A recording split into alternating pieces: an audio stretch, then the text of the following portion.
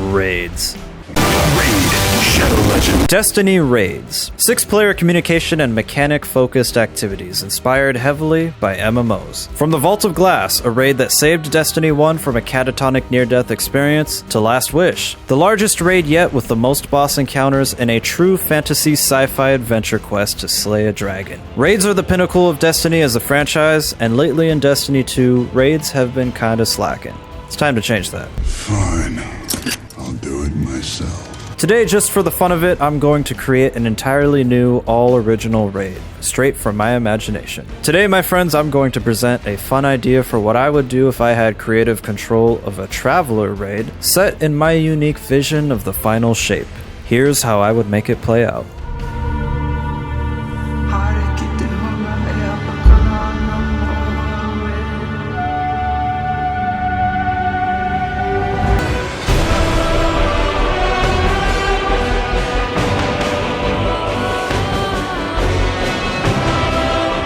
For today's video, I will be addressing a pretty annoying issue in Destiny 2 that has been a slowly creeping pattern. Raids not requiring every team member to do mechanics. Bruh. For too long now, the role of ad clear has been far too prevalent in far too many raid encounters. Far too many times over the years, I have met people in LFGs or the like who are lazy, unwilling to watch a Datto or Fallout or Cactus video, and so many players don't want to use their brains. They just want to mindlessly be carried through a raid or encounter or a final boss.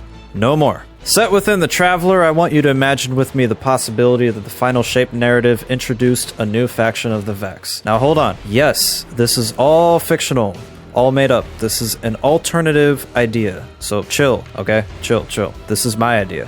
The Salvation Invective. A darkness-infused Vex faction, deformed and terrifying. In my fictional campaign, we had to put a stop to them before they doomed the universe, because the last thing the Vex need to conquer all of reality is to simulate paracausality. And since these ones somehow now can, this is extremely bad for the entire universe. A Final Shape expansion, worthy of the finale vibe that it would give, while also being a callback to the ending to Destiny 1, an ending that of course had the Vex worshipping the Blackheart. That of course calls into action each and every Guardian. Light and Dark wielders united together to put a stop to these extremely dangerous machines, as well as to the Witness and its remaining disciples. Now stay with me, hold on, again, this is all fictional, and it is all ideas in my head. This is by no means canon, and that's okay. With this made-up campaign aside, let us pretend that that is the canon, or at least for the sake of this raid, and let's set up the raid, shall we?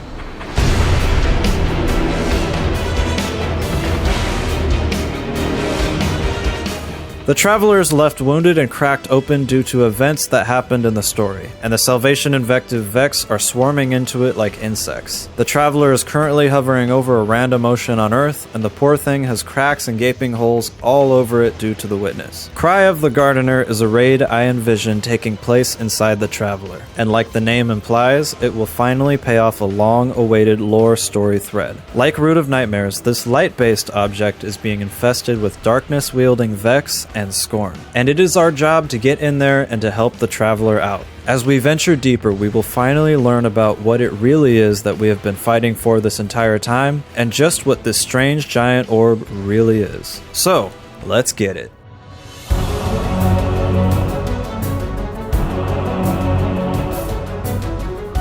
Like every other raid so far, we begin by transmitting into the raid in a cutscene. And where do we land? We land right on top, of course. As your Guardians transmat onto the giant spear, the cutscene ends with them looking ahead into a massive gaping pit. This is one of the wounds on the outer shell, and it will be the beginning of the raid. As the cutscene ends, like all other recent raids, the serene music plays and we sprint forward and jump straight into the opening. Following a path of busted up Traveler debris, we descend deeper and deeper and deeper, running into minor Vex and Scorn units along the way. So, every raid lately begins immediately with a voiceover. And I've especially been loving the recent trend of raid bosses themselves eerily talking to us.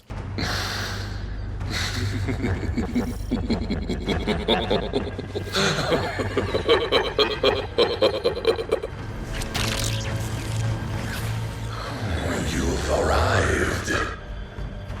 Good. As you descend, instead of an edgy or spooky voice welcoming you from a disciple or a god of pain, instead you will hear a beautiful, gentle woman's voice struggling, as when you enter into the Traveler, she recognizes you. Her voice echoes and laughs a bit, and she says, "So, at last, we finally meet.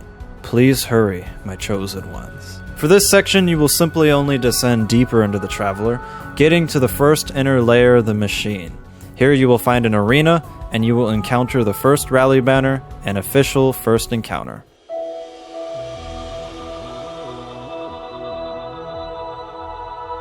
So, none of us knows what's inside the Traveler for sure, but in my head, I think it would be an amazing payoff to make this thing multi-layered, with multiple shells similar to an onion. Shells all to protect the core, the residing place of the Gardener. Yep, that's right folks. I'm bringing the Gardener into Destiny, and I'm gonna have it be where she was inside the Traveler the entire time. And to top this all off, imagine with me now that each of these layers, each of these shells, are all completely unique from one another, and each is aesthetically beautiful in their own unique ways. Imagine that, guys. The potential to make one of the most gorgeous raids to date. The Traveler is huge, like really huge. There's quite a lot of ground to cover in this thing. So, for the first encounter, you will find yourself on the very top of the outermost shell, like I'm showing here in this diagram, the machine shell. As we learn, and as will be explained in narration by the gentle Gardener as she guides us on our rescue operation, this shell is the functioning layer and the Traveler's moving parts. The Elixir were right after all. The Traveler is a machine, a spaceship, housing an inner oasis and a goddess at its very core. Surrounded by 4 shells of function and protection, my inspiration for this is the Red War, when, as I'm showing on screen, for a long time after the Traveler was damaged by Gaul, you could see a little bit of what was inside from the outer shell, and it looks a whole lot like machinery. So this inspires my first encounter, the machine shell. We will find swarms of Darkness Vex in the area deploying darkness confluxes that we saw throughout the fictional campaign.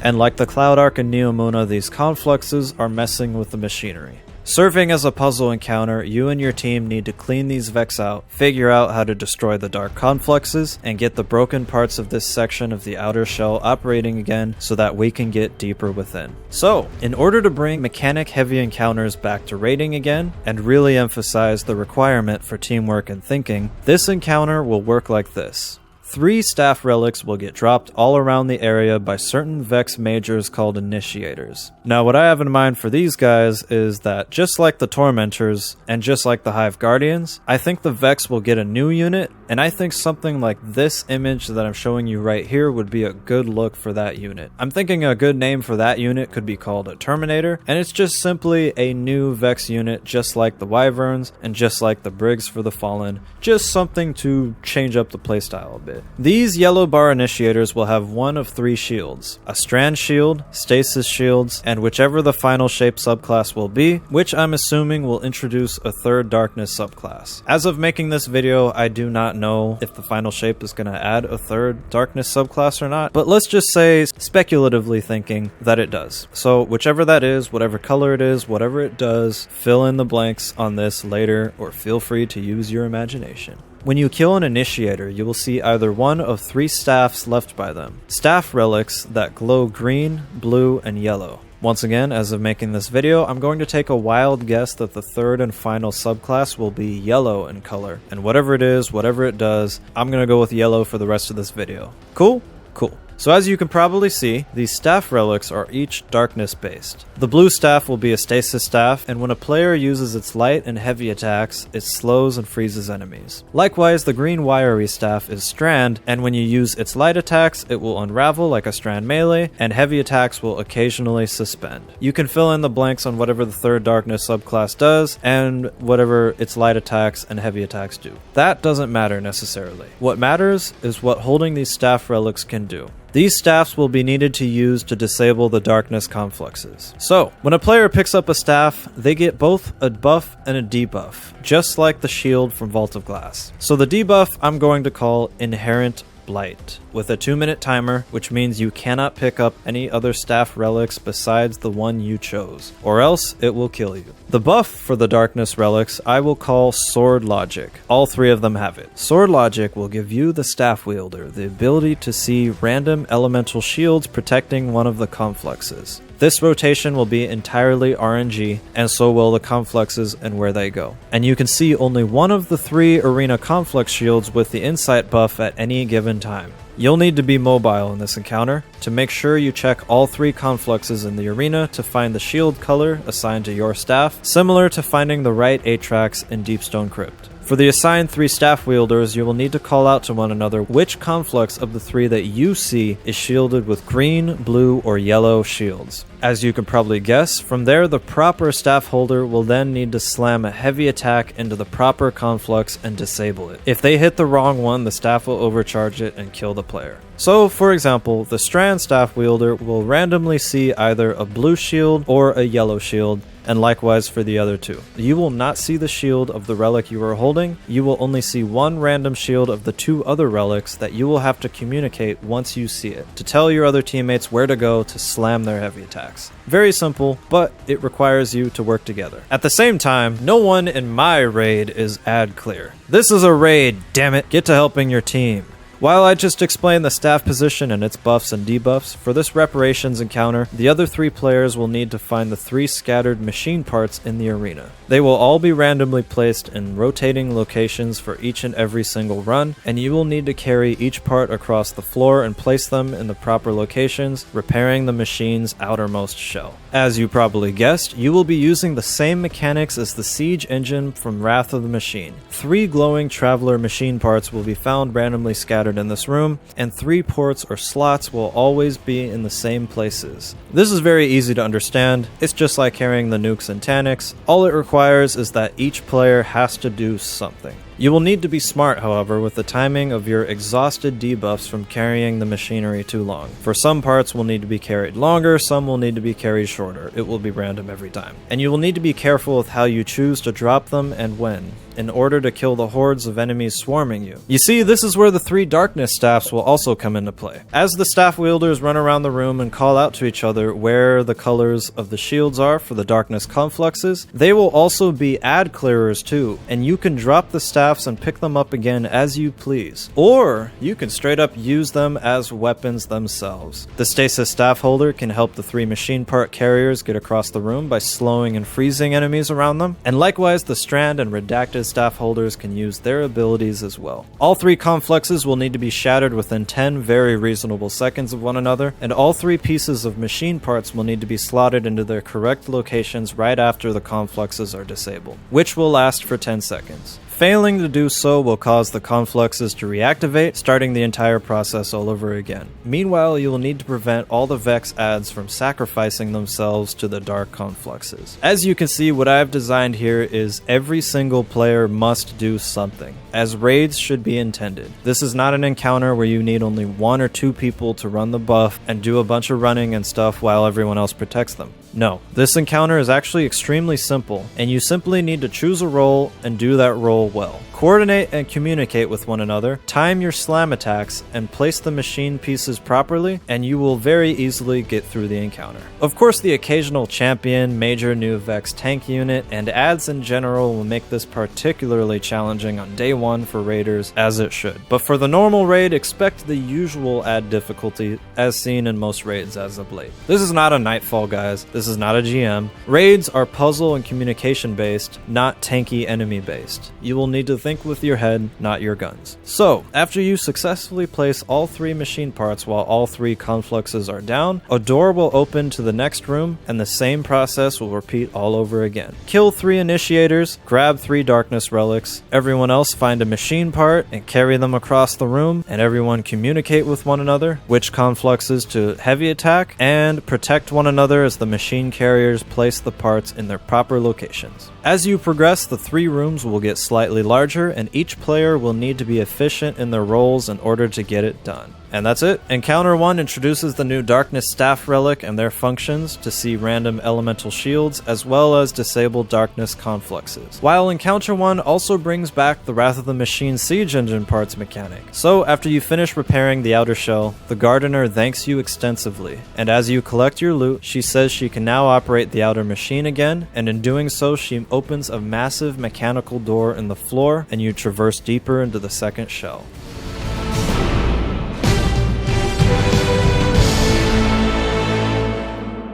Welcome to Encounter 2. As you travel down, you quickly see the next shell or layer of the Traveler is not mechanical, but glass-based, or crystalline. It's beautiful, and I envision the glass to look something like multicolored crystals, and similar to the crystal that Nezarec was inside of. As you venture in, the Gardener explains the crystalline shell, and she tells you that it's a protective barrier from psychic darkness-based intrusions. As you parkour to your next encounter, she says she designed this shell so that no entity of darkness can use their consciousness-based powers to get to her. No feeding her nightmares, no visions, nothing. Only a barrier to reflect them. As you get closer to the shell and now are more horizontal instead of on top of the Traveler, you find Vex platforms all around it as Scorn and Vex combatants are just outside of the shell. And right there, right on the shell itself, a massive, terrifying Vex boss is waiting. This is what I would make it look like. For Encounter 2, I will introduce 3 more relics.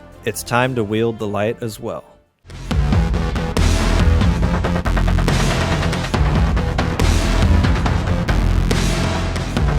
Welcome to your first boss fight, Axium, Salvation's Mind.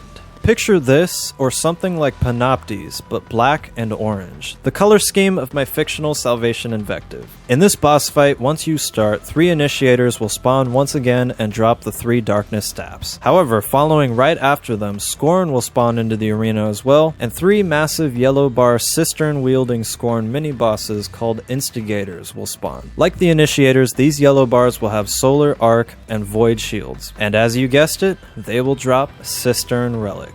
Same mechanics, same idea. 3 Darkness Staffs, 3 Light Cisterns. When a player chooses any of these 6 relics, they all get the same debuff, Inherent Blight. Only one can be grabbed at a time for 2 minutes, and you cannot pick up any of the other 5. However, this is where things will get fun and interesting. As I established last encounter, the Darkness Staffs can see the shields for the dark confluxes. And now, thanks to the Sword Logic buff, you can also see the colors on the eyes of the boss, which will be 6 in total and will be normally red, unless you have the buff, of course. When you look at the boss, his many eyes now glow different colors, and you can see which one is which. For my new light relic holders, you now have the buff Bomb Logic. All you need to do with the light cisterns is activate the 3 correct plates on the floor in the arena. Spread throughout this boss arena, just like the War Priest, I will add 6 total plates. Each one will be colored faintly with one of the 6 elemental colors of our subclasses. When a light cistern wielder heavy slams on any one of these 3, the Bomb Logic buff activates said plate and a massive pool leaks out from it for the player to run through. Imagine the cleansing pools in Vault of Glass as a visual reference. So as you can probably guess, Encounter 2 is quite simple. 3 confluxes again that will spawn randomly in the arena, and the 3 staff wielders will need to find out which one is which and communicate to one another and heavy attack them to disable them. However, along with that, the Darkness Relic holders can also see which eye is which on the boss, and one player out of any of them needs to call out for the entire team which one is which. Now, for each phase of the fight, imagine this. From the moment the first Instigators spawn into the arena, the glass skybox right behind the boss will glow and fluctuate with 3 colors. Imagine how cool that would look. This, my friends, is the Gardener. This is how I would make the Gardener assist us once again, just like the machine, through set design. Like the moment we reactivated the machine shell and she opened it for us, here she will fluctuate the crystal shell with 3 random colors of the 6 elements. They will cycle continually all the way until the damage phase on the boss is completed, in which the wall will fade back and then will cycle through 3 new colors once again when the next batch of Instigators spawn. As the staff wielders call out which eyes on the boss are which color, anyone on the team prior to damage phase can take a look at the skybox and call out the 3 colors the Gardener is randomly cycling through repetition. After the 3 confluxes are disabled by the 3 dark relic wielders, the 6 glowing panels on the floor will open up, and like I explained before, all 3 of the light cisterns will need to activate 3 that they see on the skybox wall behind. So for example, imagine you pick up one of the 3 light relics, you have the void one, and you take a look at the skybox, and you see that it is cycling through green, yellow, and purple. That means for you, the light relic wielder, you need to use your bomb logic buff to activate the 3 plates that correspond to those colors. And once you activate those plates, 3 players, anyone on the team, can run through the essence provided by the plate, and they will need to shoot the 3 eyes that were previously called out of those 3 colors. So, to initiate damage phase, 3 players must step into the 3 pools and bathe themselves in the essences that those pools give out. You will want to pay close attention to the crit spot callouts once one of the dark relic wielders calls them out, and when you hear them tell you which eye is the void eye, you need to mentally remember that, so that way when you run into that plate and you pick up that buff and you bathe yourself in that void essence, you need to shoot the eye that you remembered was the void callout because you cannot see it. This must be done for all 3 eyes, and the 3 correct ones must be shot in order to initiate DPS. And for everyone else who did not hear their 3 colors, you simply wait this one out and be ready for the next one. So, following along just fine. As you can see, this is pretty complicated. I have designed a boss fight that requires 6 people, no exceptions. However, it's actually really simple if you only focus on your role, like most raids are. Now, imagine the glorious chaos that would ensue from raid racers trying to figure this out on day 1, all while champions are swarming them and heavy ads because it's day 1. It's easy to understand once you know how it works and once you choose only one position, but it will be pretty tricky if you try to understand all of it. So from there you start the DPS phase after all 3 correct crit spots are properly destroyed, and then from there the main eye in the middle opens up, and that is your crit spot. Everyone gather wherever you want in the arena, pop a well if you'd like, and shoot the boss. Do that as many times as it takes. Bada bing, bada boom, you kill the boss and then you zoom.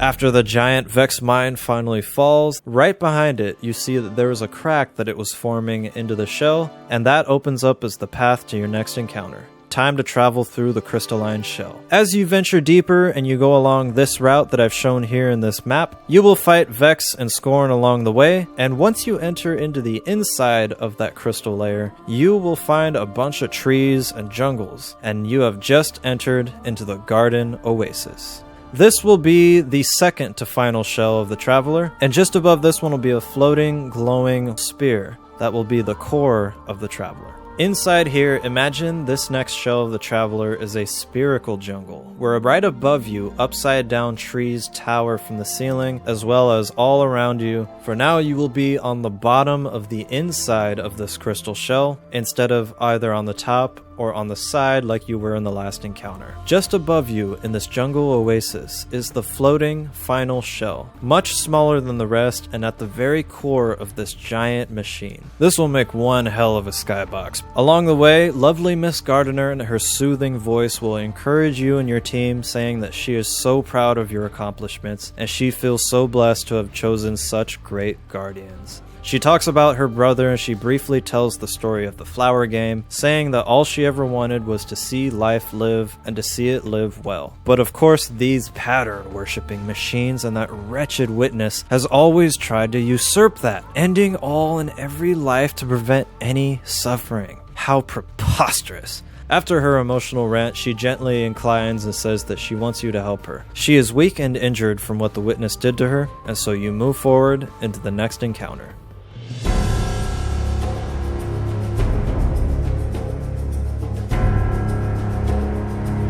You enter into the center of the jungle, just below the floating final shell right above you. Here in this arena, you stumble upon a jungle temple, with a light relic at its core just below the final shell, occupied by Scorn and Darkness crystals floating around that said light relic. Using set design, my intentions here are to make it really obvious that the Scorn, another Darkness-based enemy, are trying to get to the light-based Gardener in the shell right above. Here in this temple, you see your next Scorn boss, a giant baron, wielding not one, but 2 balls and chains, as well as having the machinist backpack on his back. I want you to picture the Hangman Baron wielding 2 balls and chains, not just 1, combined with the look of the machinist. Why?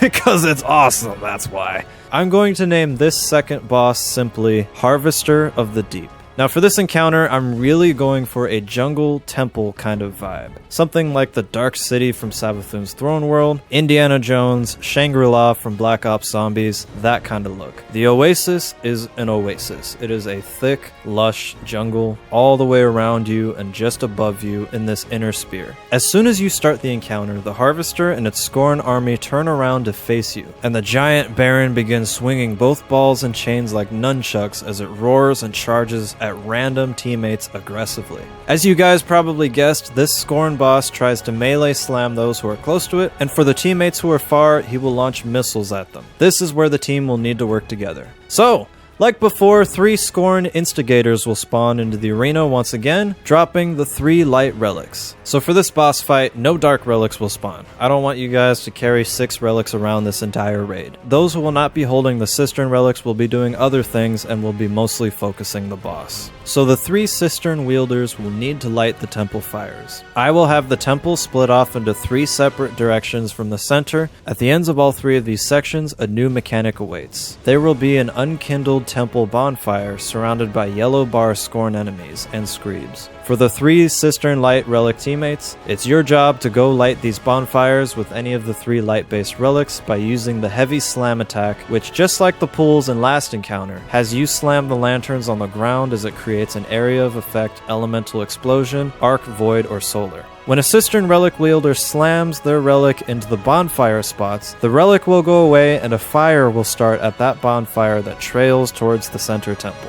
Once all 3 are lit up, as you guessed, they will activate the light-based obelisk at the center, which is surrounded by 3 dark crystals from the Scorn. However, relic wielders must be careful, because on day 1, the Screebs will launch at you from the jungles, the abominations and the wraiths you will have to face will be a huge danger to you. And not only that, but all 3 of you will need to light your bonfires at relatively the same time, just like planets en route, so some players will need to be quicker than others. You'll have about a 10-second window in between. Along with that, the boss will be launching missiles at random at 2 of you. Just like Nezarek's hatred, however, these missiles can be redirected. Now for the other 3 teammates, the boss. This guy is going to be swinging his balls and chains like mad crazy, and he will be sprinting in an open area around the temple. If not there, he would be chasing and launching missiles at the 3 relic runners themselves. So for my other 3 teammates, you need to be alert and ready or he will destroy you. This calls in for 1 teammate to shoot the 3 crystals in the sky surrounding and suppressing the temple's center relic. When the last one is destroyed, that player will obtain a buff called Resonant Futility. Now, what does Resonant Futility do, you say? Well,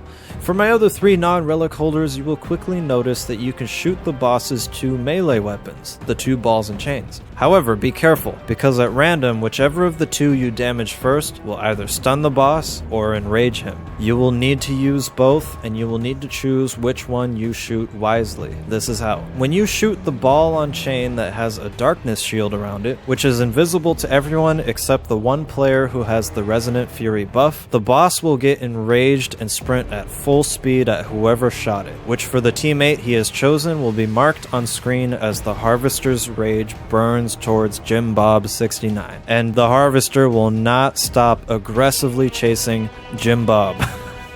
Now in this arena, you and your team will notice randomly placed pools of water you can run through. This is how you get the boss to stop sprinting. Picture George Romero for my real based ones who have played Call of the Dead from Black Ops Zombies. When the rage debuff teammate guides the boss through the waters, it halters the boss for just a moment and he spawns 3 more darkness crystals around the center relic. Now what about the ball and chain that has the light shield, you may ask? This one will always be arc, and when you shoot it, it will stun lock the boss. When the teammate who shoots the crystals obtains the Resonant Futility buff, for 10 seconds they can see which ball is which will change for each each and every phase and run of your raid, and they will need to relay it to the entire team. Make sure you can tell the difference between right and left, guys.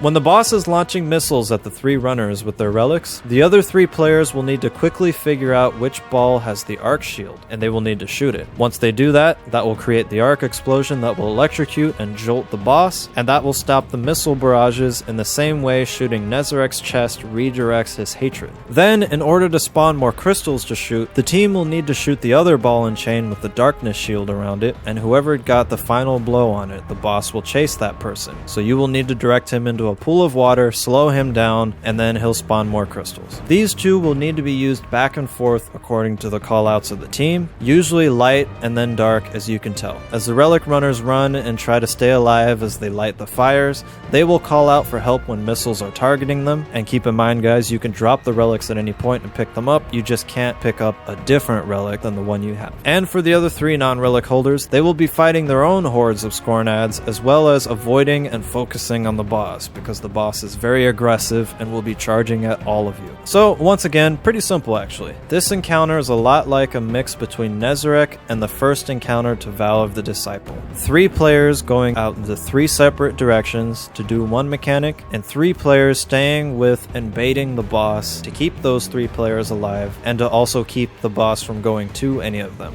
Here you will be fighting Scorn in a beautiful jungle temple, and you will light bonfires to empower the relic at the core of the temple. Now, to start DPS, as you probably guessed, you will need to light all 3 fires within 5 seconds of one another, and then you will need to slow the boss in a pool of water while the object in the middle of the arena will be lit up with light from the 3 bonfires. This will last for about 10 seconds. So within those 10 seconds, you will need to figure out which of the boss's ball and chains is the dark one, and you will need to direct him into a pool of water. Once you bait him and do that, that will spawn in 3 more new crystals, and this time, as they're spawned in next to a lit up relic, the 2 objects of light and dark will conflict with one another. Because as you guessed, the crystals are intended to suppress the light device, and they will light up along with the powered light object, and both will overcharge one another, and a huge shockwave will explode out into the arena as a result of it. When this happens, the music will kick in, the shockwave of both light and dark will strike you and your team, giving you a 30-second DPS buff, as well as strike the boss, weakening him and allowing you to do DPS. Just like Nezarek, when you do both light and dark on the running, and then the spotlight shines on him. Once you and your homies take down the Harvester of the Deep, and the Gardener forms a light-based staircase going up to the final core.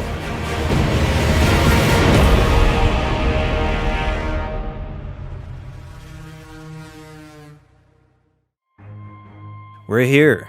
We're at the end, and it's time to meet the Gardener. So, picture the floating upended from Vow of the Disciple, but here instead it is a round-shaped object glowing with light. Last encounter you fought just below it, and now it's time to enter within it and meet the woman who's been talking to us the entire raid. As you ascend and enter into the object, you see her, a massive goddess. This is the Gardener we're talking about. This isn't going to be a Rolk or Nezarek-sized boss. She's going to be at least 10 times their size. When you find her, she has an opening introduction just like Rolk or Nezi. One which plays only the first time, and after you rally your flag, once you approach her, the final encounter begins. Now, for all of you who have been following along with this fictional raid story, you can probably tell exactly where this is going. Just like Riven, Rolk, and Nezarino alike, raids are always side stories. Really good ones too, amazing ones, but still side stories. So, like the tradition goes, in Cry of the Gardener, instead of hearing an edgy disciple talk to you and hype up their final fight in Cry, you instead hear the Gardener herself, a soothing, reassuring voice begging you to help her. This entire raid has been prepping you for a rescue mission, not an assassination. This boss fight is not your traditional boss fight, my friends. I am making something new, exciting, and totally unique to the Destiny raiding formula. Introducing the Gardener Escort Encounter. The Gardener has a health bar, yes. She has a series of attacks, yes. She has a crit spot, yes. You will shoot that crit spot, yes. But we are not here to kill her. We are here to assist her, and she to assist us. For this final encounter, you gamers will be honored with the privilege of escorting and assisting this fine lady in her escape. You will move with the massive Gardener as she floats just above you, waving her arms all over the place like a Techian, doing poses just like this gift that I found right here, as she summons light orbs in between her hands and blasts holes into the traveler shells. This is an escape sequence, and with the right music, this is going to be epic, because there will be a ton of Vex and Scorn mini-bosses that will swarm you. So with that being said, are you ready for the final boss fight and final encounter to Cry of the Gardener?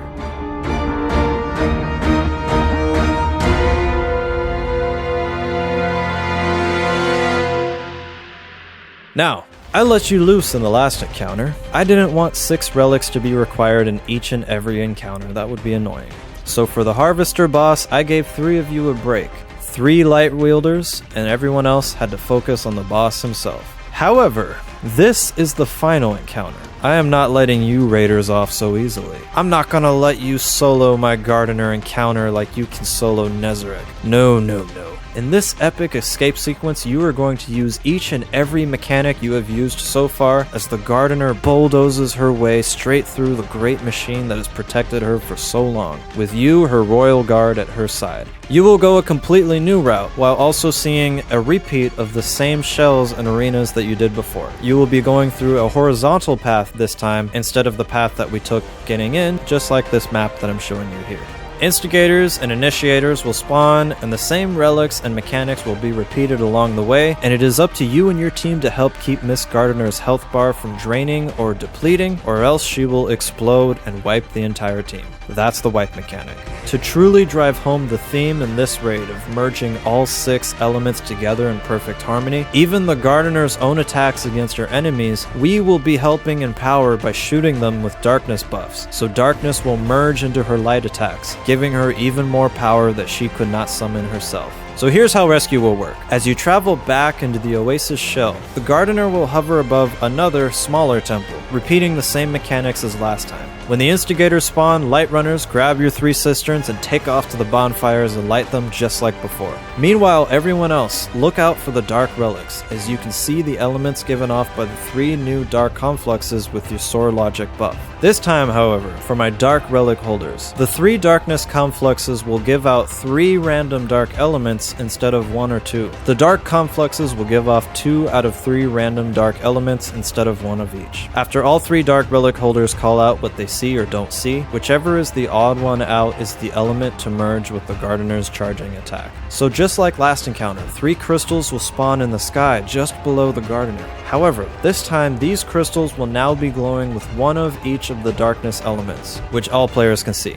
And once the odd element on the confluxes is called out, only 1 player will need to shoot the right one out of 3, get empowered with a buff, and then they will shoot the Gardener's light orb in her hands, the crit spot. Doing so will corrupt and empower the light orb with darkness as well, and then everyone look up and watch as the massive woman throws the mixed attack of light and dark and blasts a hole through the next shell of the Traveler, and also wipes out every enemy on the field. You will lose all relics, the buffs and debuffs will reset, and you will move with the Gardener to the next crystal shell. Repeating the mechanics of Axium now outside of the crystal shell, instead of bonfires, the light relic runners, you need to activate the 3 correct plates again in this new but similar arena to Axium. Dark Relic Runners, you need to once again disable the Dark Confluxes, read off the odd elements just like I established before out of the 3, and like you did for the crystals last time, 1 player will need to once again run through the pool of the correct plate that was called out of the odd color, and then once that plate is slammed and activated by any of the 3 Cistern Relics, that player, any player, then needs to go gather that essence and shoot the Gardener's orb. A rinse and repeat of the Axiom encounter. Following along just fine. As you can see, you don't need all 3 light relics for this section of the escort, but do keep in mind, this is also while you guys are going to have hordes of ads swarming you and also shooting at the Gardener. Everyone's gonna be busy. There are 6 relics, yes, and you only technically need 4. You don't really need all 3 of the light relics here, but this time instead of a giant Vex Mind, you got a boss that's being shot at. and you need to help protect her. She's going to die and then wipe your team and start the whole thing all over again. So you will need to be wise. As you pick up your relics or don't, make sure you kill the ads and make sure you focus on the ones shooting the Gardener. And as you can tell by my music choices here, this is meant to be a truly epic sequence to be remembered. What I have in mind is the orchestra and the chorus just going nuts with vocals as you are doing this epic escape sequence, sounding something like this.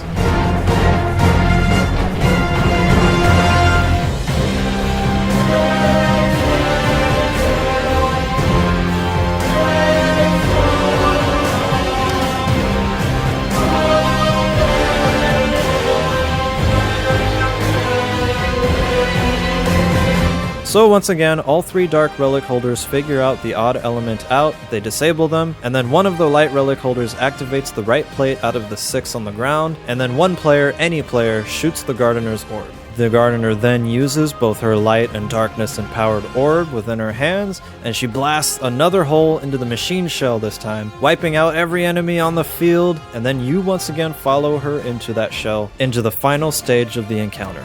Finally, the outer shell, the machine. And like you already guessed, some teammates gotta wield the dark relics, and others need to carry the machine parts, just like in Reparations. Once again, a rinse and repeat of what was done before, but this time with a giant goddess right above you. Once the dark relics do their thing, and the 3 machine part holders do their thing and place them all in their correct slots, doing so will empower a device in this new section of the arena, opening up a single plate with an essence that leaks out of it. That essence will be the one that any player can run into. It will give a random pool of dark energy that any player can once again run into, and then they shoot it at the Gardener's crit spot. The mechanics here are once again quite simple, and will be rinse and repeats of the previous. But do remember, dear raiders, just because it's simple does not mean that any of you can just be on ad clear. Everyone is doing something. The enemies will be dense and frequent, especially on day 1. So depending on your role and which relic you chose, feel free to use that thing against your enemies, or just drop it and pick it up over and over again as you see fit. You also gotta carry machine parts, so be wise. The raid will end with a climactic conclusion as the Gardener will blast her way out of the final shell. She will hover over the ocean. She turns around and thanks you as she spawns in the chests. The Gardener gives you one last final speech, just like Nezarec, concluding her words by saying, "I thank you, my chosen," and she'll laugh innocently and then fade away, leaving her open to return again in future releases.